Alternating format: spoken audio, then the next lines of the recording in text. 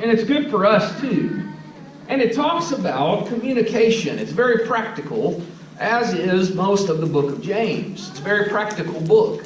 So it's good for us to think about this today. And it's helpful for us in things like communication. But the reason James says it is a lot more significant than just these people being able to communicate with each other. What he's telling them is really highlighted by verse 18. And we'll skip back all the way to verse 16. Let's read these couple of verses leading into verse 19. Don't be deceived, my dear brothers. Every good and perfect gift is from above, coming down from the Father of the heavenly lights, who does not change like shifting shadows. He chose to give us birth through the word of truth, that we might be a kind of firstfruits of all He created.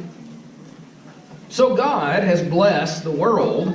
God has blessed us with the world, first of all. But then He's made us as His people to be something special for the world to see.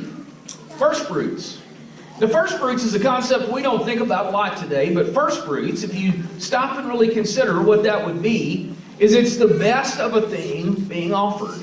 So they were told all the way back in the Old Testament, if you go back to Deuteronomy, chapter 26 in particular, He tells them about bringing their firstfruits. That is the stuff that's the best of what they have. So whatever that thing is, if it's corn, if it's, animals, whatever you have, we want your best. God says, I want the best that you have.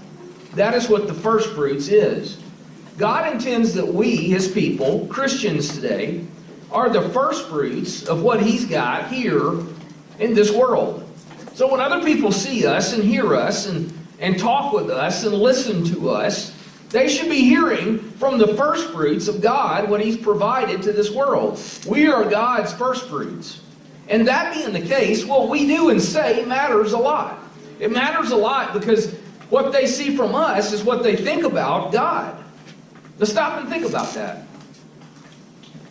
Before you, parents, send your kids somewhere, do you tell them, hey, listen, when you go over to those people's house, they're going to think that however you act is how we taught you to act. Have you ever said that? Did your parents ever say that to you when you were little? Hey, be careful because you represent our family when you go places. Well, this is what God is telling us. This is what James is telling the church here. You are a representative of God in this world. And how you act, they're watching. They're paying attention. They see you, and they think that's how we, as God's people, act when we do things and say things. That's important. It's important that we think about that. And so what we say to each other and how we conduct ourselves with each other matters a lot. Now, I want you to know before I do this, sometimes a preacher preaches something because it's very topical, because something has come up. I want you to know that your spouse, whoever you are sitting here, did not come to me and say, Joe, my spouse needs this because they're really angry and yell a lot at the house, okay? That might be true today. And you might need to hear this, but I want you to know I'm not picking on anybody. Now, you're going to feel like it because I'm going to say something today that's probably you're going to think I'm picking on you, but I'm not. I'm just letting you know that ahead of time. I have to hear this too. We all need to learn this lesson. So let's break this down into parts and kind of talk about it. First, quick to listen. Be quick to listen. Why is that? I think we need to hear that today. I think they needed to hear that then, because often instead of being quick to listen, we're quick to speak. We're quick to speak. Have you ever had a conversation with somebody and you knew when you were talking they were just waiting for you to shut up so that they could say the thing they've been waiting to say? Have you ever had a conversation like this? Has it happened at your house? Maybe it's happened at work. Maybe it's happened somewhere else. And you get the feeling after a minute that they're not really actually listening to you at all. Matter of fact, I've had conversations with people when I knew they're not paying any attention. So sometimes I would throw in something ridiculous just to see if it even slowed them down. You know what I'm talking about? Have you ever done this? Just say something crazy just to see if they're paying attention at all. And they're not. And the thing is, it's usually my children, and so then it just irritates them, And so, but then they would throw up at me that passage that says, don't exasperate your children. Because I'm sure I've done that several times. But we're not sometimes very good listeners. We don't listen the way that we should. And we especially don't listen sometimes to the people that we're closest to because we already feel like we know what they're going to say to us. And so we kind of set ourselves up. Have you ever had an argument that started at your house? An argument started and it doesn't even take a sentence to get it going. Do you know what I mean? It's just like one word. And you know when that concept comes up, that idea, that thought, you know that it's going to be a fight from the get-go. And so you start making faces at each other like, what? Are you even saying that? Are you going to start that direction? My house, growing up, my dad could start an argument this way. He would take the meal that had come to the table, and he would fix his plate, and he would take one bite. Bettina knows what I'm about to tell. And he would get up, and he would go to the microwave and put it in the microwave. Because my dad likes food so hot that it will take the roof off of your mouth. You know what I'm talking about? That just boiling hot, just simmering right at the edge of, forging metal. That's how hot my father likes stuff. And it would get to the table. It's hard to get everything to the table that hot. And so if it wasn't that hot, my dad would just take his plate and just go to the microwave, stick it in the microwave. And you could look at my mother's face. And it was just, she was livid. I mean, just that at that moment. Now, they're going to listen to this later, and they're going to be mad at me. I know that's what's going to happen. But there was no yelling. It wasn't yelling. That didn't happen in my house, really. I mean, I was blessed. My people didn't do that. But you could tell there was upset there. It was hard to sit there and wait to hear the next thing. Listening can be hard. And sometimes we just get ready to get upset and we don't listen very well. We also live in a society today that's so fast-paced, we don't do very good at listening anyway because it takes time. Have you ever said to somebody, hey, how's your day? And they start into a story, and you're like, I really didn't want that. I just wanted you to say I'm fine. Right? You know what I'm talking about? We don't have time today. And so we don't listen to people. We don't really listen very well. When sometimes, I'm going to tell you something, sometimes what the person that you meet with or talk to that day, what they need is for you to just stop and listen to them. Really listen. And just take it all in and let them tell their story. Often we're immediately thinking, what's my response supposed to be? What am I supposed to say next? No, don't think of that. Just listen. I have a friend named Kent. He lives in Memphis, Tennessee. He's been a friend for years. And if Kent were to be here today and you were to talk to him, Kent is one of the best listeners that I know. Matter of fact, when he talks to you, it's like he's interviewing you for the newspaper or something. He just says, hey, who are you and what do you do? And he'll start talking to you, and whatever you say, he'll say, tell me more about that. Man, I want to hear about that. Let me listen to that. How long have you been doing that? Hey, is that your car? Man, that's a cool car. Tell me about that car. I want to hear about that. Do you like the seats in it? He'll just ask these crazy questions, and you're like, this guy's not for real, is he? Yes, he is. He's just that interested in other people. And he's just a great guy, and you love talking to the guy because he's gonna ask you things, and he's gonna actually listen to you. It is a great skill set. It is one I'm certain that we could all do a better job of developing. If we're the people that run into folks every day, wherever we're at, and we actually listen to them. Ask tomorrow, try it. Ask somebody tomorrow, how are you doing? And then actually listen to the answer. And if they say, I'm doing fine, say, no, seriously, I really mean it. I want to know how you're doing. Tell me about it. And then stop what you're doing. Take your cell phone, put it down, right? Don't look at something else. And listen to the person. Engage with them. Now, a clue I want to tell you is this. If you ask me a question and then you look away from me, I don't think you're listening to me. It's just the way it is. And you know why? It's real logical. Somebody explained this to me when I was a kid. My dad would say something to me, and I would look away. And he would say, son. And I would say, yes, sir. And he would say, if I don't have your eyes, I don't have your ears either. And that's because the ears point in the direction that your eyes look. Did you know that? Did you know that? For instance, if I'm preaching and I see the top of your head, I think that you're asleep, okay? Now, you might not be, and you might later be like, Joe, I'm sorry, my shoes were just really interesting today. Okay, that's fine. That happens sometimes. I understand things happen. But the point is, if I see your eyes, then I have your ears as well. And that's how we work. So when you ask somebody a question, then pay attention. Look at them. It's a really helpful thing. The second part of this is be slow to speak. This is hard. Can I tell you, this is hard for me. This is hard for me. I'm a talker. Do you know that? Have you met me yet? Okay. It's just true. And some of us are talkers and we love to talk. And that means sometimes we start talking before we've done all the listening that we should be doing. And sometimes we speak before we really think very well. This would be good if I had one of these installed. The chief user of this would probably be that lady right there. So, because a lot of times she'll tell me, do you realize what you said to them just then? No, I probably don't. What did I say? What did I do wrong? Did I say something bad? I'm always afraid after I preach, I'm going to get down, somebody's going to say, I heard what you said this morning, I wrote it down. I'm like, oh no, what was it? What did I say? Because I'm a talker, that's how it works. And sometimes we're talkers before we actually think through what we should say. Has that ever gotten you in trouble?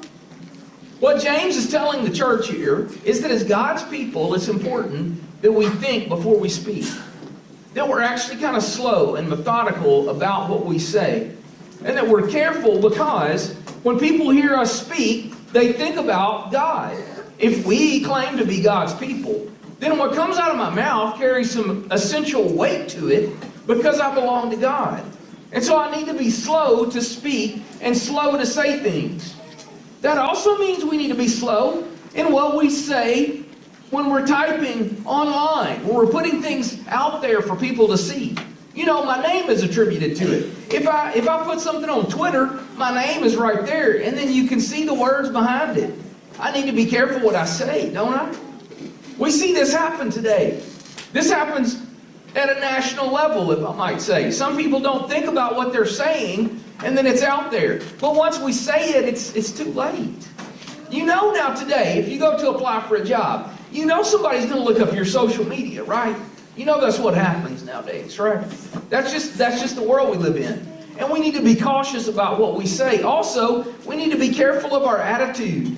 Anger can get the better of us. And it starts up here. And next thing you know, you've put it out there. You said, well, and it's easy to try to wash it away. I know I said that, but at the moment I said it, I was just angry. Well, it still sounds ugly. It still sounds bad. You still shouldn't have used that word that you used there.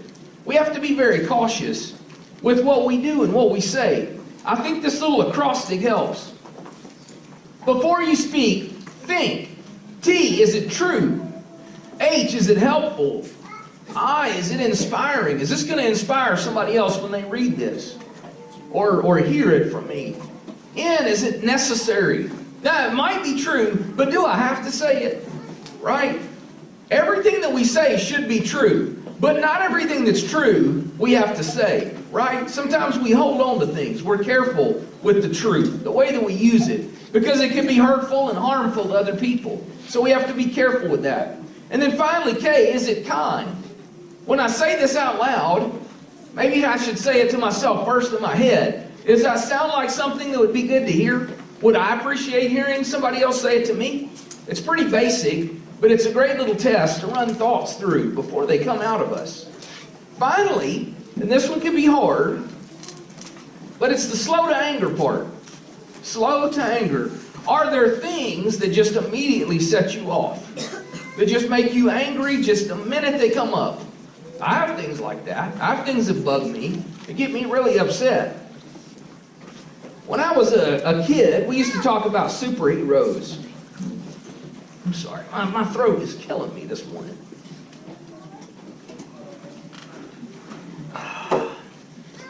We used to talk about superheroes, and I had a superpower that I always wanted. I wanted to have a superpower just that my name would be the voice. That would be it. And it's a voice that is so powerful that it would just knock people down, right? Or like in traffic, if you're driving and they make you angry, you could just roll down your window and yell, and it would explode the glass out of their car. Wouldn't that be great? Wouldn't you love that? Just, and it would just, whoosh. No, just me. Am I the only one that feels that way? Okay. So, no, okay, other people feel that way, good. So, I just imagine that sometimes we get so angry, we feel like, if I could just get angry enough, I would feel better. Have you ever thought that? Now, anger, there's a reason for that. Of all the emotions that we might have, anger is often one of the more tolerable emotions because it makes us feel powerful. It makes our adrenaline run, right? It makes our blood pressure go up. It makes us feel powerful for just a short while. And anger also kind of makes you feel tired. After you've been angry and you've yelled and you've gotten mad and maybe you throw something, it sort of burns itself out and you sort of feel exhausted at the end of that. And because of that, anger is one of the emotions that we prefer. We'd rather feel angry than hurt or sad, for instance, because those things wound us deeply. And we have a harder time getting over those. And so because of that, we often prefer anger. But we need to be cautious. Because anger is also very dangerous. Anger is like a fire. And it sets a fire not only to the other person, it sets a fire to us too. See? And it'll burn things up that we don't mean. It also causes us sometimes to say things we really wish we hadn't said. And we look back and we think, I shouldn't have done that. Why did I do that? And then we excuse ourselves. Well, it's okay because I did it while I was angry. That's not okay. We have to come to terms with that. We have to be in control of that. And it starts in here. It starts up here at the top, right? It starts with our listening. It starts with our being slow to speak. And then finally, if we'll control those two things, if we'll listen better, and if we'll think more before we speak, I think often we'll do a better job of containing our anger. Often the anger is not on something important. It's something about us. It's just about ourselves. And we have to be careful. Husbands and wives do this a lot. And husbands and wives will get angry with each other. They don't show it to other people. They just show it to each other. But the fact is that after enough times that we do that, it is hurtful. You can't just say anything to the person that you live with and expect them to get over that. It is hard. And at some point, we lose respect for each other when we lose control with each other. That's what happens. And we can really lose it. We can really lose it and think, it's okay for me because I'm angry right now. And so, hey, you're the person that loves me, so you're going to get exposed to my anger the most. Wait a second. Why is that fair? So I put up with you all the time, so I also have to listen to you be angry? That doesn't seem fair, does it? And the fact is, it hurts. It's painful. It causes us to suffer. And it builds wedges in relationships. So James is trying to tell us, be careful with your anger. Because the thing he says about it is, anger does not bring about the righteous life that God desires in us. Anger doesn't help us be better. Anger doesn't help us be better people. I'm here to say something. Our anger doesn't help us, but I'm also here to say most of the time, our anger doesn't help anybody else. People don't hear you get angry and think, man, I really respect them so much for being so angry and yelling at me. I really like it. I really enjoy that. I benefited greatly from that. Now, there's a place for anger, and I get that. But it's often inappropriately handled. Often we're not handling it the right way. Finally, God tells us in His Word, don't let the sun go down while you are still angry. For anger gives a foothold to the devil. Have you found this to be the case? Have you found this to be so?